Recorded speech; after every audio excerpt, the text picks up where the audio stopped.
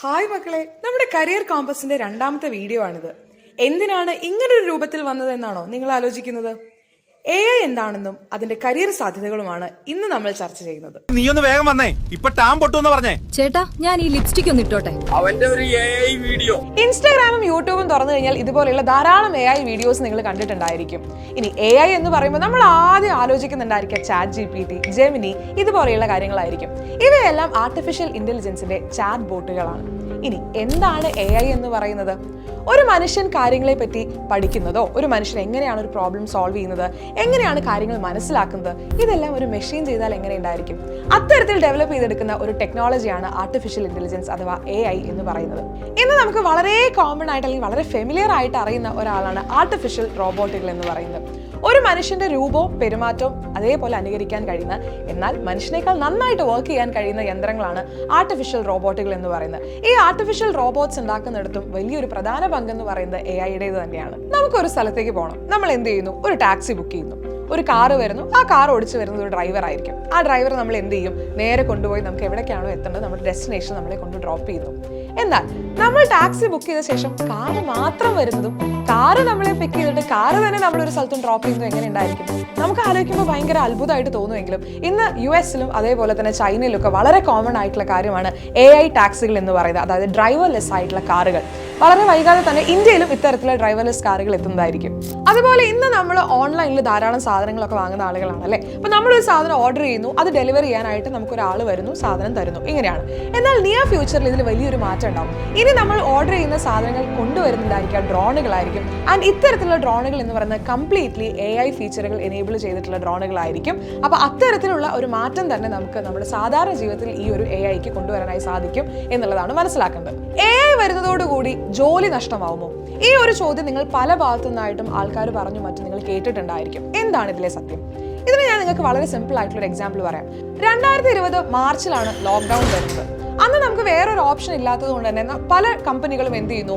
Online ആയിട്ടുള്ള ലേണിംഗിലേക്ക് മാറുന്നു. അതിലൂടെ കുട്ടികളെ ഹെൽപ്പ് ചെയ്യുന്നു. അവരെല്ലാവരും ഇന്നും എന്താണ് നല്ല രീതിയിൽ തന്നെ മുമ്പോട്ട് പോകുന്നുണ്ട്. എന്നാൽ ഈ പറയുന്ന ഓൺലൈൻ പ്ലാറ്റ്ഫോമിലേക്ക് കൺവേർട്ട് ചെയ്യാൻ പറ്റാതിരുന്ന പല കമ്പനീസും ഇന്നും അതിൻ്റെതായിട്ടുള്ള ബുദ്ധിമുട്ടുകൾ അനുഭവിക്കുന്നുണ്ട്.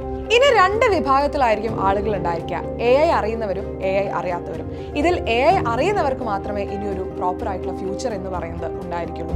ഇന്ന് AI-യുടെ ഇൻഫ്ലുവൻസ് ഇല്ലാത്ത ഒരു മേഖലകളും ഇല്ല. ഇപ്പോൾ വളരെ സിമ്പിൾ ആയിട്ടുള്ള ഒരു എക്സാമ്പിൾ ഞാൻ പറയാം. ഇപ്പോൾ നിങ്ങൾ കാണുന്ന ആനിമയിലുള്ള ക്യാരക്ടേഴ്സ് ആയിട്ടുള്ള മങ്കി ഡി ലക്കി, അതേപോലെ തന്നെ മിക്കാസ ആക്കർമാൻ പോലെയുള്ള ക്യാരക്ടേഴ്സ് ആയിക്കോട്ടെ, ഇനി പെസ് കളിക്കാത്തവരായിട്ട് ആരും ഉണ്ടായിരിക്കില്ല അല്ലേ? അപ്പോൾ അത്തരത്തിലുള്ള ഗെയിമുകൾ എടുത്തു കഴിഞ്ഞാലും ഇപ്പോൾ നിങ്ങൾക്ക് കിട്ടുന്ന ഒരു വെർച്വൽ എക്സ്പീരിയൻസ് എന്ന് പറയുന്നത് ഭയങ്കര ബെറ്റർ ക്വാളിറ്റിയാണ് അല്ലേ? ബെറ്റർ ക്വാളിറ്റി ഉള്ളതാണ്. അത്തരത്തിലുള്ള ബെറ്റർ ക്വാളിറ്റിയിലുള്ള വീഡിയോസും കാര്യങ്ങളും ഒക്കെ വരാനുള്ള കാരണം എന്ന് പറയുന്നതും AI തന്നെയാണ്. ഇനി AI എന്ന് പറയുന്നത് ഇല്ലാത്ത ഒരു ഫീൽഡും തന്നെ ഉണ്ടായിരിക്കില്ല. ഇനി വളരെ സിമ്പിൾ ആയിട്ട് നമുക്ക് മെഡിക്കൽ ഫീൽഡിലേക്ക് പോവാം. നമ്മൾ ആരും ഹോസ്പിറ്റലിൽ പോകാത്തവരായിട്ട് ആരും ഈ വീഡിയോ കാണുന്നുണ്ടായിരിക്കില്ല. അപ്പം നമ്മളൊരു ഹോസ്പിറ്റലിൽ ചെല്ലുന്ന സമയത്ത് നമ്മളെ നോക്കാനായിട്ടൊരു റോബോട്ട് ആയിട്ടുള്ള ഡോക്ടറും ഇനി അവിടെയുള്ള മെഷീൻസ് ഒക്കെ വെച്ചിട്ടാണ് നിങ്ങളുടെ അസുഖങ്ങളെല്ലാം ഐഡന്റിഫൈ ചെയ്യുന്നതും ട്രീറ്റ് ചെയ്യുന്നതെന്നുള്ളതും ഒന്ന് ആലോചിച്ച് നോക്കും. ഒരു പക്ഷേ നമുക്ക് ഇപ്പോൾ ആലോചിക്കുമ്പോൾ ഇതൊന്നും നടക്കാൻ സാധ്യതയില്ലെന്ന് തോന്നും. എന്നാൽ അടുത്തൊരു 20 വർഷം കഴിയുമ്പോൾ നിങ്ങൾക്ക് ഏത് തരത്തിലുള്ള അസുഖം വരും, ഏത് തരത്തിലുള്ള അസുഖം വരാനുള്ള സാധ്യതയുണ്ട്, അതെങ്ങനെ ട്രീറ്റ് ചെയ്യാം എന്ന് വരെ പറഞ്ഞു തരുന്ന രീതിയിലേക്ക് നമ്മുടെ മെഡിക്കൽ ഫീൽഡ് ഡെവലപ്പ് ചെയ്യുമെന്നുള്ളതാണ് മനസ്സിലാക്കേണ്ടത്. ഇനി AI അറിയുന്ന ഡോക്ടേഴ്സിന് മാത്രമേ ഫ്യൂച്ചർ ഉണ്ടായിരിക്കുള്ളൂ. അപ്പോൾ AI എന്ന് പറയുന്നതിനെ ഒരിക്കലും നമ്മളൊരു കോമ്പറ്റേറ്റർ ആയിട്ടല്ല കാണുന്നത്, പകരം നമ്മളൊരു കമ്പാനിയൻ ആയിട്ടാണ് കാണുന്നത്. നിലവിൽ ഇത്തരത്തിലുള്ള ടെക്നോളജീസ് ഉപയോഗിച്ചുകൊണ്ടുള്ള ഒരുപാട് ഹോസ്പിറ്റൽസ് പല രാജ്യങ്ങളിലും ഇന്ന് വർക്ക് ചെയ്യുന്നുണ്ട് എന്നുള്ളതാണ് നമ്മൾ മനസ്സിലാക്കേണ്ട കാര്യം. ഇന്ന് AI എന്ന് പറയുന്ന എല്ലാ മേഖലകളിലും വന്നു കഴിഞ്ഞു. ഇപ്പൊ നമ്മൾ പറഞ്ഞ പോലെ തന്നെ മെഡിസിൻ ആയിക്കോട്ടെ, എഞ്ചിനീയറിംഗ് ആയിക്കോട്ടെ, ഗെയിമിംഗ് ആയിക്കോട്ടെ, അതുമല്ല ബാങ്കിങ്, ട്രേഡിംഗ്, ഹോസ്പിറ്റാലിറ്റി, മാനേജ്മെന്റ്, ഇവയെല്ലാം എടുത്തു കഴിഞ്ഞാലും ഇവയിൽ നിന്നും ഒന്നും തന്നെ AI-നെ നമുക്ക് മാറ്റി നിർത്താനാവില്ല. എങ്ങനെ നമുക്ക് AI-യിൽ ഒരു കരിയർ സെറ്റ് ചെയ്യാം?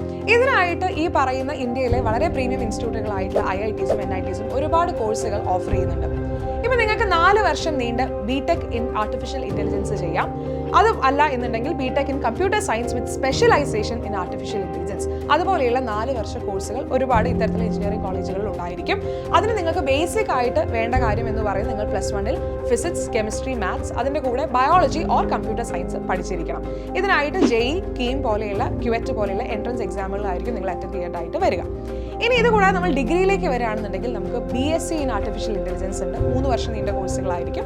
ഇതുപോലെ തന്നെ BSc in computer science with specialization in artificial intelligence, അതുപോലെയുള്ള 3 ഇയേഴ്സ് കോഴ്സും നിങ്ങൾക്ക് ചെയ്യാനായിട്ട് സാധിക്കും. ഇവിടെയും നിങ്ങൾക്ക് ബേസിക് ആയിട്ട് വേണ്ടത് ഫിസിക്സ്, കെമിസ്ട്രി, മാത്സ്, അതേപോലെ തന്നെ ബയോളജി ഓർ കമ്പ്യൂട്ടർ സയൻസ് ആയിരിക്കും. QET പോലെയുള്ള എൻട്രൻസ് എക്സാമുകളിലോടുകൂടി നിങ്ങൾക്ക് ഇതുപോലെയുള്ള BSc കോഴ്സുകൾ ചെയ്യാനായിട്ട് സാധിക്കും. ഇനി ഇത് കൂടാതെ +2 കഴിയുന്ന കുട്ടികൾക്ക് 1 and 2 ഇയേഴ്സ് നീണ്ടു നിൽക്കുന്ന ഡിപ്ലോമ കോഴ്സുകളുണ്ട്. അതായത് ആർട്ടിഫിഷ്യൽ ഇന്റലിജൻസിലും മെഷീൻ ലേണിംഗിലും ഉള്ള രീതിയിലുള്ള ഡിപ്ലോമ കോഴ്സുകളും അവൈലബിൾ ആണ്. അപ്പോൾ ഇതുപോലെ ധാരാളം കരിയർ ഓപ്ഷൻസ് നിങ്ങൾക്ക് AI അല്ലെങ്കിൽ ആർട്ടിഫിഷ്യൽ ഇന്റലിജൻസ് എന്ന് പറയുന്ന ഒരു മേഖല എടുത്തു കഴിഞ്ഞാൽ ഉണ്ട് എന്നുള്ളത് നിങ്ങൾ മനസ്സിലാക്കി വെക്കുക. ഇതുകൂടാതെ നിങ്ങൾ ഔട്ട്സൈഡ് ഇന്ത്യ നോക്കുകയാണെന്നുണ്ടെങ്കിൽ പുറമേയുള്ള ഒരുപാട് ടോപ്പ് യൂണിവേഴ്സിറ്റീസ്, ടോപ്പ് ഇന്റർനാഷണൽ യൂണിവേഴ്സിറ്റീസിൽ ഇതുപോലെയുള്ള ആർട്ടിഫിഷ്യൽ ഇന്റലിജൻസ് കോഴ്സുകളുണ്ട്. അപ്പോൾ നിങ്ങൾക്ക് ഈ ഒരു പ്രായത്തിൽ തന്നെ ആർട്ടിഫിഷ്യൽ ഇന്റലിജൻസിനോട് ഒരു താല്പര്യമുണ്ട് എന്നുണ്ടെങ്കിൽ നമ്മുടെ നാട്ടിൽ തന്നെ ഒരുപാട് ഫ്രീ കമ്മ്യൂണിറ്റീസ് ഓപ്പൺ ആണ്. അപ്പോൾ അത്തരത്തിലുള്ള കമ്മ്യൂണിറ്റീസിൽ നിങ്ങൾക്ക് ജോയിൻ ചെയ്യാൻ പറ്റും. അവിടെയുള്ള ഓപ്പൺ സോഴ്സ് വീഡിയോസിൽ നിന്ന് നിങ്ങൾക്ക് വേണ്ട കാര്യങ്ങൾ പഠിച്ചെടുക്കാനും സാധിക്കും. ഇന്ന് ബേസിക് കമ്പ്യൂട്ടർ നോളജ് ഇല്ലാത്ത ഒരാൾക്ക് സർവൈവ് ചെയ്യാൻ പറ്റില്ല എന്നുള്ള പോലെ തന്നെയാണ് വരും വർഷങ്ങളിൽ AI അറിഞ്ഞിട്ടില്ലെങ്കിൽ നിങ്ങൾക്ക് ഒരിക്കലും ഒരു സക്സസ്ഫുൾ കരിയർ എന്ന് പറയുന്നത് ഉണ്ടാക്കാനായിട്ട് സാധിക്കില്ല. AI ആണ് ഇനിയുള്ള ഫ്യൂച്ചർ. അതുകൊണ്ട് തന്നെയാണ് കരിയർ കോമ്പസിന്റെ ഈ ഒരു ഫസ്റ്റ് എപ്പിസോഡിൽ നമ്മൾ AI-നെ പറ്റി തന്നെ സംസാരിച്ചിട്ടുള്ളത്. അപ്പോൾ നിങ്ങൾ ഫ്യൂച്ചർ എന്ത് രീതിയിൽ തന്നെ പ്ലാൻ ചെയ്യുകയാണെന്നുണ്ടെങ്കിൽ നിങ്ങൾ AI വെച്ച് തന്നെ പ്ലാൻ ചെയ്യുക. എങ്കിൽ മാത്രമേ നിങ്ങൾക്ക് ഒരു സക്സസ്ഫുൾ ആയിട്ടുള്ള ഫ്രൂട്ട്ഫുൾ ആയിട്ടുള്ള കരിയർ ഉണ്ടാവുകയുള്ളൂ. മറ്റൊരു ജോബ് സെക്ടറുമായിട്ട് അടുത്ത ബുധനാഴ്ച കാണാം കരിയർ കോമ്പസിലൂടെ. ബൈ.